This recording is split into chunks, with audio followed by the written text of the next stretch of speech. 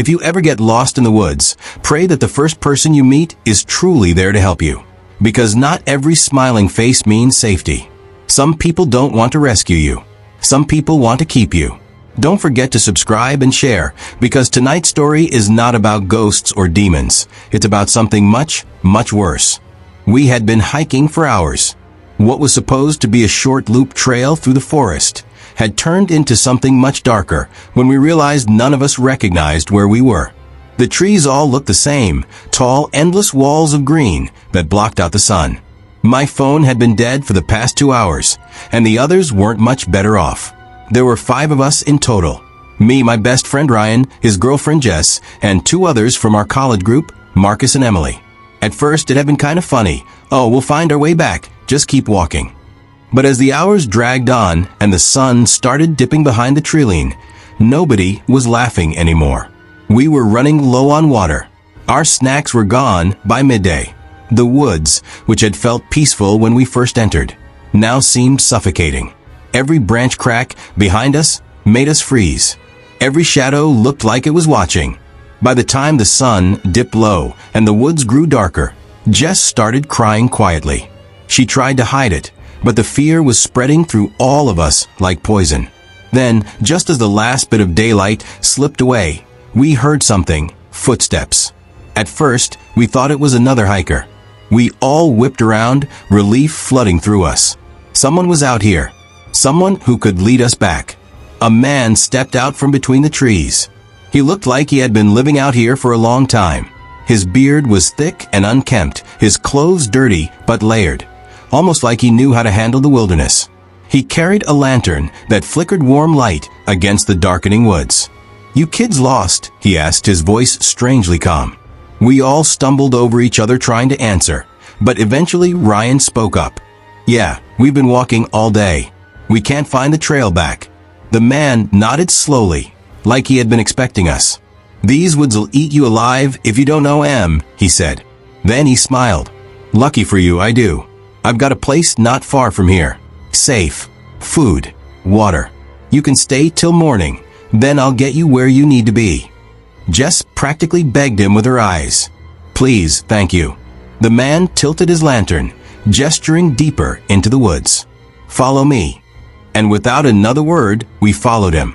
At the time, it felt like salvation. Like fate had dropped him into our lives at the exact right moment.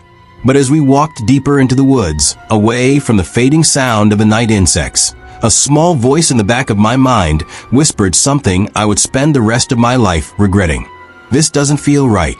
The walk to his place felt longer than it should have. The forest was black now, but his lantern swayed ahead of us, throwing long shadows that stretched and twisted across the trees. None of us spoke. It felt wrong to break the silence. When we finally reached the cabin, I expected something run down, but it wasn't. It was small, sure, but sturdy, logs stacked neatly, smoke curling faintly from a chimney. There was even a wooden porch with a single rocking chair that creaked in the wind. Inside, the air was warm and smelled faintly of wood smoke and something else. A heavy, almost metallic smell that I couldn't quite place at the time. "Sit," the man said, gesturing to a rough, wooden table in the center of the room. "You must be starving." He pulled out jars, bread, and dried meat from a cupboard. The others dug in almost immediately, but I hesitated.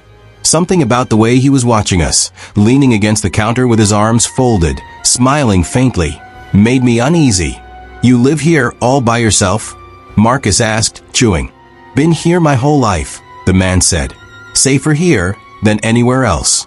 Woods take care of me, and I take care of them." Jess wiped her mouth nervously. Do you get a lot of lost hikers out here?" The man's eyes flicked to her, and for just a second, the smile slipped. "Sometimes," he said quietly. "Not as many as you'd think." The way he said it made my stomach twist. After we ate, he showed us a back room where a few old cots were laid out. The beds were lumpy and smelled of damp wood, but at that point we didn't care. Jess practically collapsed into hers, Marcus stretched out, and Emily curled against the wall. Ryan shot me a look. He was uneasy too, but exhaustion dragged us under. That night, though, I woke to a sound. The cabin was silent except for the faint creak of the porch outside. I sat up slowly, straining my ears. The sound came again, a soft thump, like footsteps moving just outside the wall. I crept to the small, grimy window and peeked out. The man was standing in the yard, lantern in hand, staring into the woods. Not moving, not even blinking, just staring. I ducked back, heart pounding. When I looked again, he was gone. The next morning, he smiled at us like nothing had happened. And then he said, "Why don't you come with me today? I'll show you the way back to town." Emily volunteered before anyone else could. She was nervous, but grateful. We all were. He nodded, grabbed his lantern, and led her out the door. Hours passed. The sun began to fall again. The two of them never came back. Emily never came back that night. At first, we told ourselves maybe they'd stayed somewhere else. Maybe there was a ranger station nearby, or he was leading her straight back to town, and he'd return for us in the morning. But when the hours stretched into the night, when the lantern never came back down the trail, that fragile hope started crumbling. Jess kept pacing the cabin, chewing her nails until they bled. Marcus was angry, muttering under his breath that maybe Emily had just left us, that maybe she was selfish. But I could see it in his face. He didn't believe a word of it. None of us did. When the man returned at sunrise, alone, he walked in like nothing was wrong. "Emily found her way out," he said, smiling that same tired smile. "She'll be fine. Safer for her to move quick. I'll take another one today." Jess froze. "Wait, what do you mean she found her way out? Why wouldn't she come back for us?" The man tilted his head, studying her like she was a child asking too many questions. "Not everyone thinks the same. Some people move on faster than others." Nobody said anything after that. Ryan tried to whisper to me when the man stepped outside to chop wood. "Something's off. None of this makes sense." I nodded. But what were we supposed to do? We didn't know the woods. He did. Without him, we had nothing.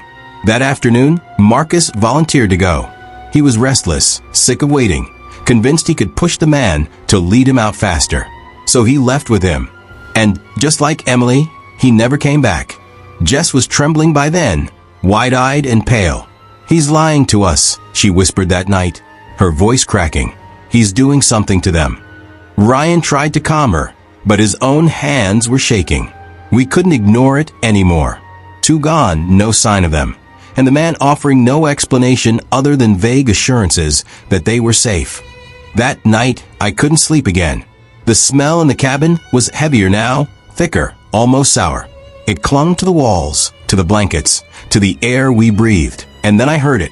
A dragging sound, faint but distinct, from the back of the cabin, like something heavy was being pulled across the floor. I sat up, holding my breath. Ryan stirred, squinting at me in the dark.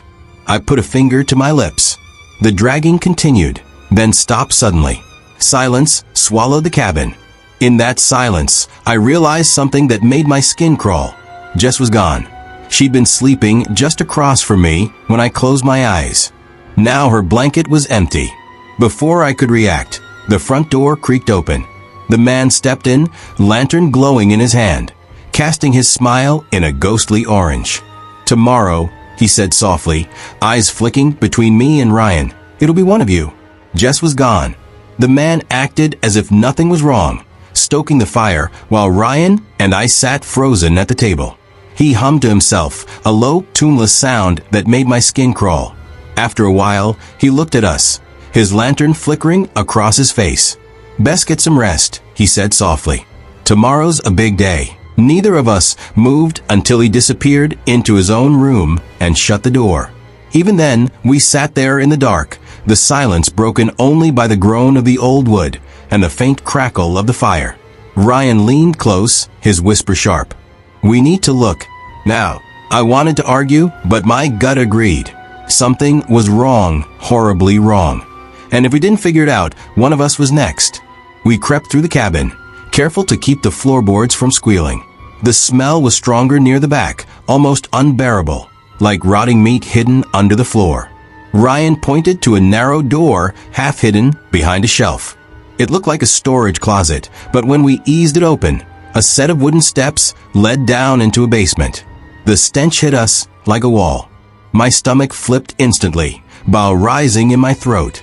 The air was damp, sour, alive with the stink of decay. Ryan covered his mouth, his eyes wide, but we kept going. The lantern light from upstairs only reached so far, so we grabbed an old flashlight off a workbench by the stairs. Its beam flickered weakly, but enough to show us what was down there. Bones. Piles of them. Long, white, unmistakably human bones, stacked in crates like firewood. Skulls lined one wall, hollow eyes staring back at us. Some still had scraps of dried flesh clinging to them. Jess's backpack was slumped in a corner. Emily's torn jacket. Marcus's shoe. I couldn't breathe. My chest tightened, my vision swam. Ryan's hand shot out to steady me, but his own was trembling. There were butcher tools on a blood-stained table. A hacksaw, a cleaver, rusted knives laid out like surgical instruments. And hanging above them, hooks, thick metal hooks with ropes dangling, stained dark with something that had long since dried. On another shelf sat glass jars filled with cloudy liquid.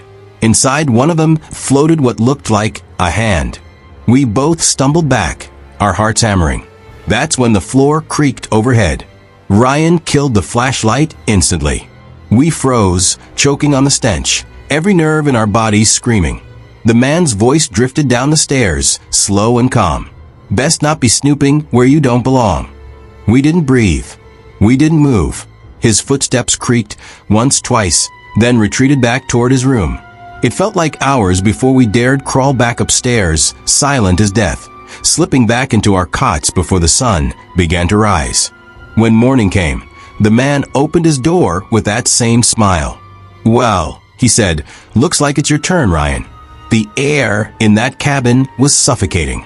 I could still smell the basement in my nose, feel the weight of those empty skulls watching us. But when the man stepped into the main room that morning, smiling, lantern in hand, Ryan and I didn't let a flicker of what we knew show on our faces. He looked at Ryan. "Time for me to take you out of here." Ryan glanced at me, then back at him. His voice was steady, almost casual. "Actually, we were thinking maybe we should both come. You know, strength in numbers." The man's smile widened, but his eyes didn't. They stayed flat cold. "That's not how this works." Ryan forced a laugh, scratching the back of his neck. "Yeah, but it doesn't make sense splitting us up. What if we all get lost again?" For a moment, the man just stared at him. The silence stretched too long, pressing down on both of us. My heart was pounding, so hard I thought he might hear it. Then, slowly, he chuckled. "All right, if you want to do it that way," he tapped the side of his lantern.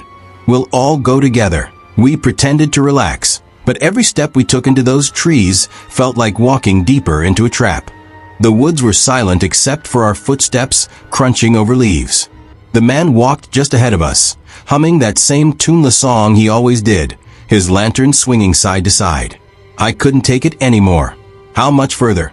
I asked, trying to keep my voice even. He stopped, turned slowly. His smile was gone now. "You don't get it, do you?" he said softly.